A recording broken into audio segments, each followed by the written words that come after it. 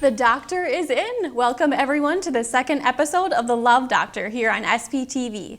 Thank you for tuning in to another episode full of love advice and commentary. We hope you are all enjoying this lovely fall weather and maybe even crunching in the leaves with someone special. You may wonder how I myself, the Love Doctor, have enough authority to advise you on this subject. Well, do any of us really know what we are doing in relationships? Seriously, I mean, really. However, I would like to think that I have guessed my way through pretty darn well. Today I have with me two guests, Julia and Forrest. Hi, I'm Julia Flaherty. I don't really have a lot of recent experience in relationships, but I watch my friends go through a lot, so. And I'm Forrest Payne. I'm a straight shooter, and I've got plenty of experience with relationships, I think, and I hope to do my best here on the show and really guide our viewers. Glad to have you. Glad to have you. We look forward to it. All right, well with that, we'll go to our first segment now with Take It to the Streets. This week we went to the Dreyfus University Center and asked students what their ideal first date would be and if they would kiss or not on a first date. Let us take a look at what they had to say. I guess my ideal first date would probably be maybe a concert of music that we both have in common. And I guess I would probably kiss on the first date if he's a gentleman. My ideal first date would probably be watching a movie in like a dorm or room, not in a theater, and having it be a movie that we've both seen before, so we can still talk during it. And I would kiss on our first date because kissing is fun. My ideal first date, I would probably say sunset next to a lake, probably on like a boat or something like that. With a little Troy motor so there's no noise.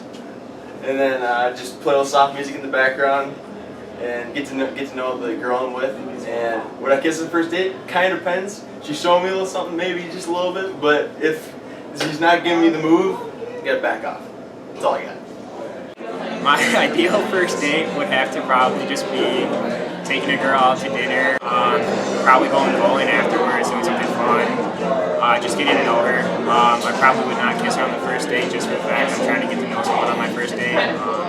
So yeah. Well, with a first date, I really think it's important, not to go to a movie theater where you're just going to be sitting there the whole time silent, because that can be really awkward and you really don't get to know each other at all.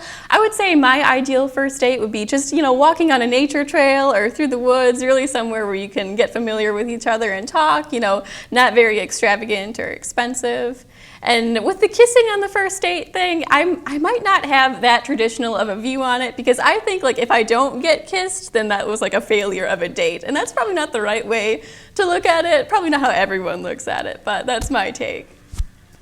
Yeah, I think it all really just depends on the individual. I would say that for me, kissing on the first date, it would just depend on the situation. If it feels right, then it is right. If it feels wrong, then you probably shouldn't go through with it.